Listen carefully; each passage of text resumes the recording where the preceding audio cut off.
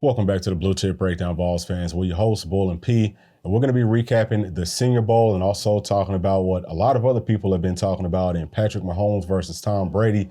Who's the GOAT? Who's better? All that good stuff. But so starting off with the Senior Bowl, okay, Joe Milton didn't really get that many series to work with, okay? We saw some pretty decent throws, but he also threw 2 interceptions. One was a pick six. And it's obviously frustrating, but one of the biggest takeaways for me is that somehow, some way, Notre Dame's quarterback, what's his name, Sam Hartman or Pittman Something or like that, yeah. whatever his name is, he played for most of the game. That's that Notre Dame bias. I don't know how that's happening at a Senior Bowl like this one. But anyway, P, what are your thoughts from what Joe Milton did today? Do you think he helped himself out? You think he, maybe dug himself into a bigger hole than he was already in, or what? Yeah, he definitely dug a bigger hole. He didn't perform great in this game. It just seems like he processes things a little bit too slow.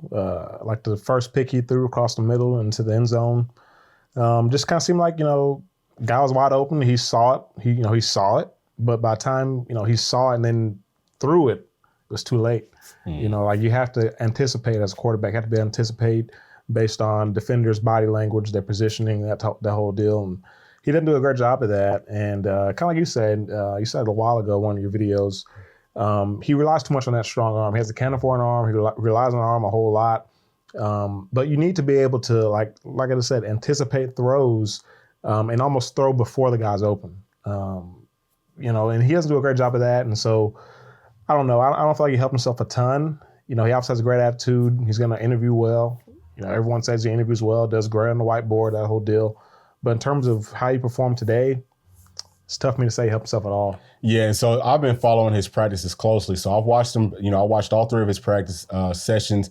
And something else that I will say, whoever is in charge of that at the NFL Network, they didn't do a good job of giving him airtime. So it could have been some situations where he was throwing good passes, but the focus was more on the wide receivers or it was somewhere else. So that's also a little bit frustrating. Obviously, the ultimate goal is to get these guys drafted, and every single team across the NFL, all 32 teams had a representative of some sort out there. Unless your team was playing in the Super Bowl, probably everybody made a visit down to wherever the hell the Senior Bowl was this year to see all these prospects. So I know that there's still going to be some teams that are going to fall in love with Joe Milton because, again, he's got that great arm. The off the field character type issues, he's just not going to have them. He's been a great teammate, but P, to your point, he's going to have to do a much better job of anticipating throws and passes and understanding maybe how to throw his wide receivers open. He's got to do a much, much better job of that.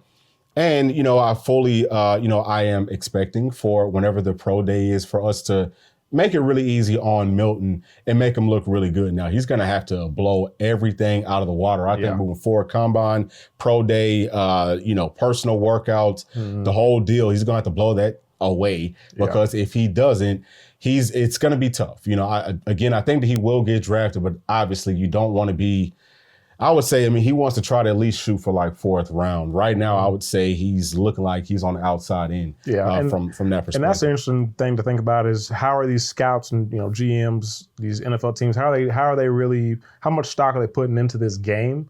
Because again, what is this, like a week-long deal? They're here for like a week or so. Obviously, we know as a quarterback, you need to build rapport for your receivers, that whole deal. So are they putting a lot of stock in the game? Like you mentioned, did he look good in practice? We don't really know for sure because they didn't give him a lot of airtime. So I think the pro day will be a big deal for him. Receivers that he's obviously been playing with a whole lot. He needs to come out there, in that setting and be on the money, on point. And again, I think if he does do that, if he does get invited to the combine and lights it up there at the combine as well, people are going to fall over that. You can throw the ball 100 yards. You're 6'5", 240, probably going to run a 4.5, probably going to have a good vertical, good broad. He's going to test out of the water. He's going to perform out of the water just kind of on air. So I think I said people are going to fall over him, and I do think he could still be a top 3 round pick, especially if he has a good pro day and a good combine, if he doesn't get invited to it. Yeah, so you know what? That's a great point because obviously, so on the second pick that he threw that ended up being a pick 6, it's hard to tell, was the wide receiver wrong or was it Joe Milton who was wrong? It looked like, maybe Joe Milton was expected for the wide receiver to keep on running deep. Looks like the, wide out kind of cut his route off. We saw that some this past season too. So maybe it was more on the wide out. And I'm telling you, these coaches, these scouts, these GMs, they will talk to the coaches at the Senior Bowl and they'll figure out who was in the right, who was in the wrong in that situation. But, one of the things that I will say, again, that does go well for Joe is that you can tell that he's an alpha. He's a leader. You see him breaking it down so many times and just the way that he talks to his teammates, the way that he's, hyping people up. I think that that's a really good look. People like that positive energy, inside of their program. So, I think that that's definitely working for him. And then too, something else that's frustrating to me, on that first pick that he threw, he could have ran, but he decides, hey, I'm going to try to use my arm. And, I said the same thing about the Ravens quarterback, right? Mm-hmm. Don't be who you are, right? Like whatever your strengths are, play to your strengths.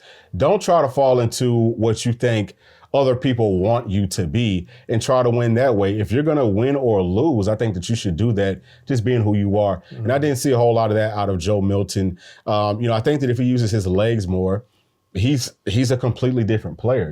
We saw that we would kind of get him going early on in games this season with his legs because it helps him open things up. But again, we did see some really good passes from him. He had a dig route to the wide receiver from Georgia, Ladd. That one looked really good. Like that was a good little series up until that pick. But so, I think that, again, P, we're both saying the exact same thing. He's going to have to finish really strong. He's going to have to interview well, just like the whole deal. He's going to have to, he doesn't really have a whole lot of room, I think, for error. But I still think that, whenever you look at his arm strength and his arm talent and all the gifts that he was blessed with, I think that he could potentially still work his way up into the fourth round. You're saying third.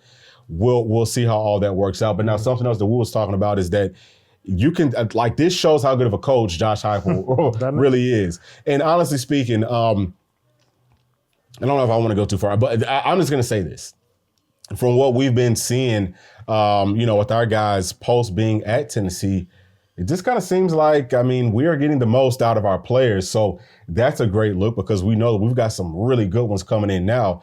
And I think that, where we were kind of close to winning national championships, now I think that we might even be on the cusp of just running the tables and it not even being close. It's Tennessee's the best team in the entire country because we've got that good of a coaching staff. Yeah, no, I agree 100%, man. I think you see the limitations that Joe showed here in the Senior Bowl.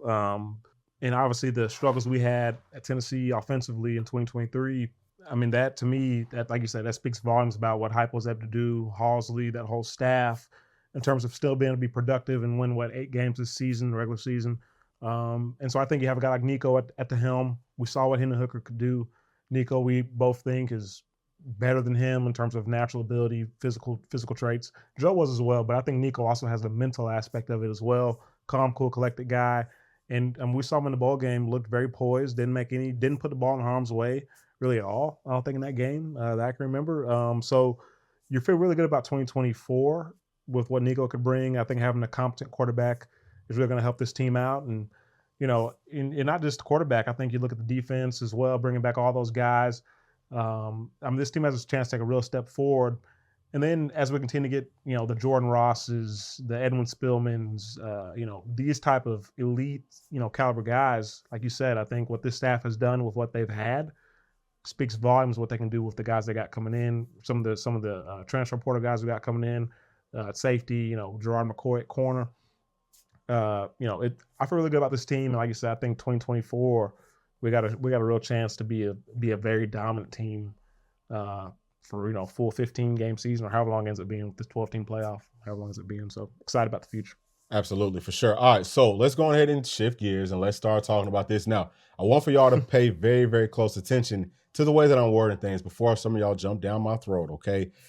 A lot of people have been talking about, a lot of people have been talking about who's the GOAT between Tom Brady and Patrick Mahomes. So we're going to kind of talk about, some of the numbers and what we see, what we quantify as the GOAT for football, because I do think it's different from sport to sport. It's just not the same thing. But let's, start it off with Tom Brady. Okay. So Tom Brady was drafted number 199th overall in the 2000 draft by the New England Patriots. And then Patrick Mahomes in 2017 was drafted 10th overall by the Kansas City Chiefs. So let's pull up some of these numbers. All right. So this right here is the New England Patriots record. Okay. Right around the time that they were drafting Tom Brady. So you can see that they had some pretty decent seasons, right? It was a pretty decent team. And, again, Tom Brady was drafted either in 99 or in 2000. I think it was in 2000. So you see he's drafted in 2000. He didn't start that year, but they went 5-11. It wasn't a good season, right? So that was Bill Belichick's first season as the head coach with their team. Then go on to 2021. He starts, okay, and he wins the MVP, right? And you also see that they, won the Super Bowl that year as well. So you can kind of see how things went. After that, obviously, we kind of know that the rest is history. But I think that it is important to understand the type of a situation that these players came into whenever they were drafted. Again, you could tell that, the Patriots, they was not a terrible team, kind of a middle of the road team, right? Like, maybe about like 50% on wins, somewhere around in that ballpark. Now, let's take a look at Patrick Mahomes and the Chiefs. All right, so you see that Patrick Mahomes did come to a good team with the Chiefs. Okay, we know that Alex Smith was the starting quarterback for that team at that time when Patrick Mahomes got drafted. And, he was drafted by Andy Reid. And you can see that Patrick Mahomes, pretty much the same thing as Tom Brady. In 2018, he wins the MVP. Now, he didn't win the Super Bowl, but he does win the MVP. So you could tell that these guys obviously are, able to come in and be difference makers for their team pretty much right off the rip. All right, now this is something that most of y'all have probably seen, okay? This is Tom Brady versus Patrick Mahomes in their first 6 seasons in the NFL. So Super Bowl victories. Brady had 3 and Mahomes had 2, okay? Super Bowl MVPs. Tom Brady had 2. Patrick Mahomes had 2. Conference championship appearances. Tom Brady had 3 and Mahomes has 5. Conference championship victories. Brady has 3. Mahomes has 3. Regular season starting record. You can see it there. NFL MVPs. Brady, 0. Mahomes, 2. All pro teams. You can see right here, Brady was second team and Mahomes was first team and second team. So you see that he's got a lot more all pro appearances. Passing yards, you can see the numbers. Mahomes is way ahead of Tom Brady. Touchdown passes, Mahomes wins that category as well. Completion percentage, again, Mahomes is winning. And then as far as interceptions, Mahomes wins in that category as well. All right, so y'all can see the numbers that I think probably matter the most just with the first 6 seasons that they're both in the NFL. You can kind of see where they were drafted at. They were both pretty much drafted to some pretty solid teams. It does look like Brady's team was probably a little bit worse than what Mahomes' teams were. But let me just kind of set my foundation of what I would consider the GOAT. Okay, if you're just talking about quarterbacks, what I call that, like, because people try to talk about championships whenever they're talking about quarterbacks, okay? And you have to understand that with football, it's so many different moving pieces. It's not like basketball where one player is literally 20% of their starters, okay? It's not the same playing football. So you've got to have a lot of good pieces around you. Now, I do think both players have had that, okay? I think that both players have had good coaches, great systems, things that work for them. But I also take a look at, okay, if we were to flip these players, right? So if we put Tom Brady with the Chiefs, okay, I'm talking about in the same time period that Pat was playing with the Chiefs and with Andy Reid. And then vice versa, if you flip Pat to the Patriots, okay, with Bill Belichick, who is going to do better there? Will they both be able to continue their reign of dominance on opposite teams? Another thing that I'm looking at, okay, and this is just me, what I like to look at is, does your game transcend different eras? Can you be as productive, if not more productive, if you were to be playing in different eras? Now, looking at it that way, okay, that's just for me. I would say that Patrick Mahomes is no question. He is, I would put him above Tom Brady because, again, you have to look at Tom Brady always had really good offensive lines. He always had really good defenses, okay? Their system was what it was, and he didn't necessarily have to carry his football team. And, he also wasn't a very mobile quarterback, right? Like one of his biggest flaws was that if you got pressure up the middle on him, he pretty much was going to quit. I mean, he used to fall down all the time before the hits even got to him. A lot of people forgot about that, but that's just the truth. I mean, that's who he is. Now, okay, he is he's fierce, like he wants to win, but that's another thing that I think people try to make too big of a deal about with football. It's not basketball, right? It's completely different. Football players are wired that way. You're not going to make it to the NFL unless you are a dog. So, in basketball, we talk about Jordan, we talk about Kobe. Those were cutthroat guys. They wanted to win at all costs. And there's several other guys who was very similar to that style of play. But football, everyone's like that. Like that's the floor. You cannot, I can sit here and we was talking about it, P. We can sit off and, name you 20 or 30 quarterbacks just off the rip that are all that same type of a player. So that to me is really a push, and both of these two guys have it. But, I think that also Patrick Mahomes' game will transcend. He could play in any era. He could play all the way back to the start of football. And I think that the further back you go, the more dominant he's going to be. And, for Brady, I think that he has to have a lot around him. I think he has to be in a great situation because he's not mobile. You know what I'm saying? If he ever played with a bad offensive line or, something like that, if he didn't have a really good defense, his teams they're just not going to be good. Yeah. And he's also taken all these pay cuts to, be able to bring in more talent. And that's something that, we're not talking about Peyton. That's something that Peyton never did. You know what I'm saying? Like Peyton, once he went to the Broncos, okay, he had players taking pay cuts so that everyone, you know what I'm saying? Because they wanted to win him a Super Bowl. But it was not the same for Tom Brady. I haven't seen Pat take any pay cuts. Like they found ways to make it work. So for me, I've got Patrick Mahomes as being better than Tom Brady. And something else, another key factor in how I look at this is if you can pick from any quarterback that had, that's played up until this point, okay, if you can build your team, what quarterback are you picking first? We're just talking about between these two players. I'm picking Patrick Mahomes over Tom Brady all day long. But P, what are your thoughts? No, I agree, man. You pretty much said it all. I think, first, when we look at this, okay, we're talking about through this point in their career. So what's that, 6 years for Mahomes? Yeah. Okay, obviously we can't compare, Mahomes' 6-year career to Brady's full, however long, 20-year career, whatever it was. We're talking about through the first 6 years of their career. And to this point, I do think Mahomes, what he's done has been very impressive. I think you made a great point. You talk about transcending different eras. You look at Brady's era, was a lot different, right? Wasn't a lot of mobile quarterbacks, but it also was a little bit more of a run-heavy type of deal. So, Mahomes' numbers may look better. But I think if, like you said, you put Brady and Mahomes, in modern-day era, which he did play a couple years ago, but you put him in today's era, can he really be as effective? I don't think so, especially not with a very good O-line. Just that skill set doesn't really transfer. We were talking about this earlier. Can you name any quarterbacks in the NFL that aren't mobile?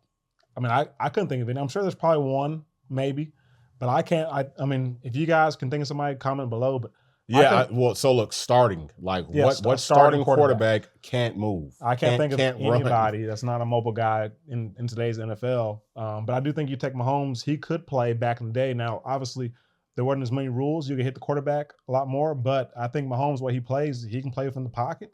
He can also escape. He protect himself. You never see him get injured. Like he plays the right way. Even being a mobile guy. So I think he could play in older eras as well and be even more effective. Like you said, probably the further back you go, the more dominant he is. And then you obviously look at him coming in. He came to a pretty decent situation with Andy Reid as his guy, and Kansas City had some pieces, Tyreek Hill, some other pieces, Travis Kelce, pretty decent O-line. Had a running back, who he had when he first came in. Had a pretty good running back when he first came into the league. Had a good team around him. But just what he's been able to do, like just year in, year out, doesn't matter. He loses a lot of guys, lost Tyreek Hill, I think he had Sammy Watkins, or no, not Sammy Watkins. Yeah. Was it Sammy Watkins? Yeah, he had Sammy Watkins, had some other guys that he lost, had a whole new team. And we saw Brady do this as well, lost a lot of guys. But, I mean, he's been able to do it and continue to dominate at a high level, compete at a high level. I mean, I think 6 years in, yeah, in my opinion, he right now is the GOAT for the first 6 seasons. And just like you said, another great point is if you were picking a team today, Tom Brady in his prime, Patrick Mahomes, right now at this point, you could build your roster wherever you want. Who's your quarterback? I think you'd be crazy not to say Patrick Mahomes. I mean, it doesn't matter what system you want to run, he can do it. He's mobile. He can make all the throws, even more so than Brady. And he's again, like you said, he's a gamer. He's a competitor as well. Now has a little bit of a nicer demeanor, right? Seems like a little bit more of like a nerd. I mean, I don't know, Brady seems like a nerd too, but kind of has he that. just seems more likable. Like Yeah. I think he's got more of a likable personality because a lot of people hated Tom Brady. Mhm. And I mean, It's true. us as Peyton fans, we had to go. We had to battle with Yeah, we definitely hate him. with Tom Brady all the time and the Mhm. Patriots. So that's where like I didn't like him at, but obviously like you respect his game. Yeah. And again, something else. Brady did play in that era where wide receivers, you could not go across the middle of the football field. You would get taken out. Like we was watching the video with Shannon Sharp and with Ocho Cinco earlier today when they're talking about times that they got laid out. And, Ocho Cinco was talking about one of the times that he got laid out. And even like this was earlier in the game, but even in the post game, interviews, it was like he was drunk. You know what I'm saying? You can't, Patrick Mahomes never played in that era. So that part of it, you can't really quantify, okay, would his wide receivers make the cut? Because that's really more of what it would be. That's true, it's not really on Pat, but I do think that Pat is a dog. I think that he's strong enough to be able to withstand the types of hits that the quarterbacks used to take back in the day. And then too, I mean, like the further back that you go, I mean, we're talking about like the freaking ends were like 210 pounds. You know what I'm saying? And Pat Mahomes is like 225, 230. Right. So he's a lot bigger than those guys back then. So for those of y'all that might say, oh, he wouldn't have withstood it, understand something, that the athletes these days are a lot better. They're getting better and better. They're going to continue to get better.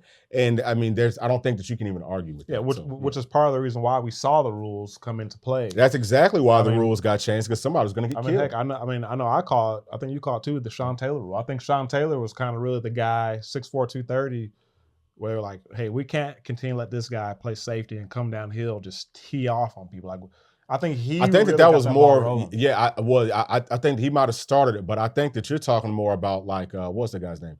Taylor. No. Taylor Mays. Taylor Mays. Yeah. Taylor Mays, 6'4", 230, 4'2", 40. Dude playing safety. Are you kidding me? Somebody's gonna get. I mean, that literally, I feel like it was that year. I want to say it was 2007 or 2008. It feels like that year is where there was a big emphasis on.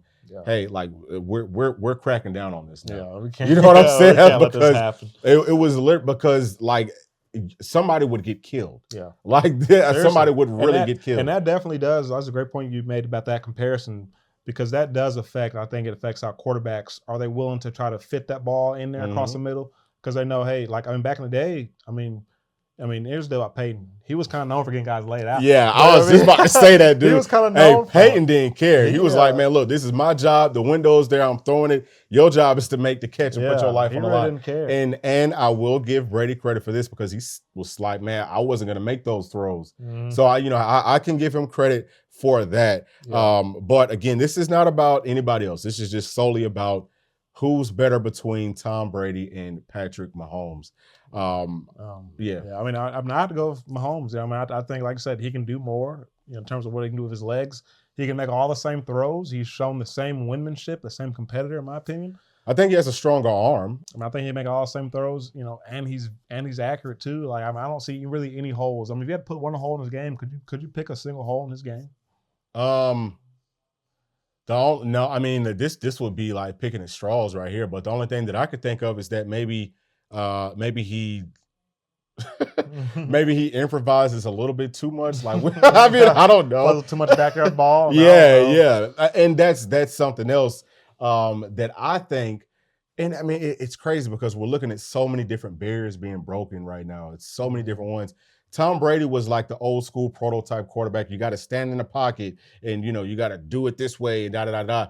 And Pat Mahomes is literally the complete opposite of that, even though he can do that and he does do that. But a whole lot of you can't throw it from this angle. You can't throw it back on that side of the field. He does it. Everybody's doing it. Yeah, and now we're seeing more and more players doing that. But I think that that's good, because I kind of take it back to, like how they used to fight wars where they would stand up in a line and shoot at each other. Boom, boom, boom. Like you stand there and you wait to get shot. Reload. Yeah. And they're going to take their turn. Yeah. And they're shooting at you. Fire. Yeah, you're standing there like a daggone statue, like that old, red coat way of fighting. And that's actually how we beat them because we stopped fighting like that. Yeah, like we true, started doing different. It was like, nah, man, like we got to try to hide. Like we got to do something different. We got to be unorthodox. We got to get funky with it. So that is how we ended up winning there. And I also think that football it's going to be so much better moving forward because we're not going to put people inside of a box. You know what I'm saying? People have different skill sets and you've got to celebrate what people are capable of. Now, obviously, there's got to be some sort of a guidance, but I think that it's been very lazy coaching. It's like, okay, well, this is what we know, so you have to do this. But no, like you have to be a great coach and be able to see, hey, this player's good at doing this, so let's maximize that. Absolutely. You see what I'm saying? Yeah. Like instead of, oh, he's got to do it this way. Yeah, it reminds me a lot of the kind of the OBJ effect when you make that catch. Yeah. One-handed catch. All of a sudden now receivers across the country are working on one-handed catches. And I mean, here's the deal. At the end of the day, you're going to have to probably make a one-handed catch at some point. DB's going to be holding you. Ball's too far for you to use both hands. Guys reach up one hand. Like you have to work on that type of stuff. And you seeing more of those type of catches happen nowadays. Same thing with Patrick Mahomes. You're seeing more quarterbacks working on the off-platform throws, and that's more sometimes a more efficient way to throw it. That's one of the issues we've seen with some of these quarterbacks, and we've even seen kind of Peyton. People talk bad about him about this is maybe he's a little too over the top. Sometimes you're a little too over the top. We hear about it in baseball a lot for pitchers and stuff like that. Like sometimes you need to kind of change your arm angle, come a little more 3/4, whatever it is, be a little unorthodox, like you said, and that's more effective, more efficient. Especially you talk about Tennessee's offense, right? We do a lot of, RPO, boom, get out to the flat quick. Yep, get it out there quick. Hey, what's the quickest way to get out to the flat? Just like I just threw it. Okay. Yep. If you come all over the top, you got to shoot from the hip. Yeah, that's you got to be able to shoot from the hip. So, I think Mahomes really changed the game. He's a guy I can remember he was coming out of college. I kind of thought he was going to be, I remember like Mel Kiper and those guys were kind of boosting him up. I didn't think he was going to be a guy. Yeah, I didn't either. I was like, damn. I was like, why they taking him with this pick? Yeah, you know what I'm saying? And I was like, and they already got Alex Smith. I'm thinking like, this is a dumb pick. But I'm literally that's what I'm thinking when they're doing it. Yeah, and I've never been more wrong about anything. I think in my entire life. He's definitely changed the game. Yeah, he's changed the entire thing. Yeah. So I would say that he's almost like the Steph Curry of football. But at the same time, you could even kind of look at him like the Michael Jordan of football as well, because Michael Jordan changed a whole lot about basketball too. And again, it's not quite apples to oranges, but it is two complete. I mean, obviously, it's two different sports. It's different. It's like people try to say, "Hey, you've got to have this many championships." Da da da da. Again, man, we said this at the start of this whole thing. Football is a team game. It's an organizational game. You've got to have a great organization from top to bottom. You've got to have a great program. There's a lot of people who no one ever knows about that helped a team win a Super Bowl title or a national championship. When people talk about Super Bowls, we gotta look at the Super Bowls. I always thought name Terry Bradshaw. Oh my God! Yeah. Pittsburgh Steelers. I think he won 3 Super Bowls. And how many Peyton win? 2 or 3? Peyton won, I think 3. And he won one with the. Is that right? 3? I know he won at least 1. I know he won Denver. He won 2 or 3. One with Denver, and he won. I know he won 1 with the Colts. I know it was 1 with the Colts. So that's he either won 2. He only won 1 with Denver because we got beat by Seattle the first year. So he only has 2. Because Eli won 3, and Eli's got 1 more than him, I think. Okay. That's another great example. Eli. Eli has more Super Bowls than Peyton. Terry Bradshaw has more Super Bowls than Peyton. Are you putting either of those guys ahead of Peyton in your all-time list? That's a great example. Not at all. That's what I mean? That's a great Football's example. the ultimate team sport. People say all the time. It's not like basketball. Basketball, maybe you can do that in basketball, right? LeBron's, championships versus MJ's, Kobe, a whole deal. That makes a lot more sense. Football is not like that at all. That makes a lot more sense. And I'll also say this, okay? Now, we're not talking about Peyton, but this is why, for me, Peyton is still so high up on the actual GOAT list.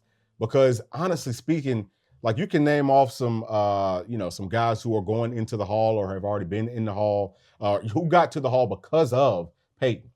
Peyton was, honestly speaking, it was offense, defense, special teams. Yeah. People tend to forget that. Like, that was really his offense. He's calling all the play. Like, I think that he probably had about the entire playbook at the line of scrimmage. He no one changed the game. He changed the game. He was he changed a whole lot about the game. Yeah. And so, you know, just to kind of like get off of the topic that we were just talking about. But yeah, I think that that's where Peyton is way up there. And again, he did it not being very mobile. It was all his arm. And folks forget, dude. I mean, those were 50, 60-yard handoffs in double, triple coverage.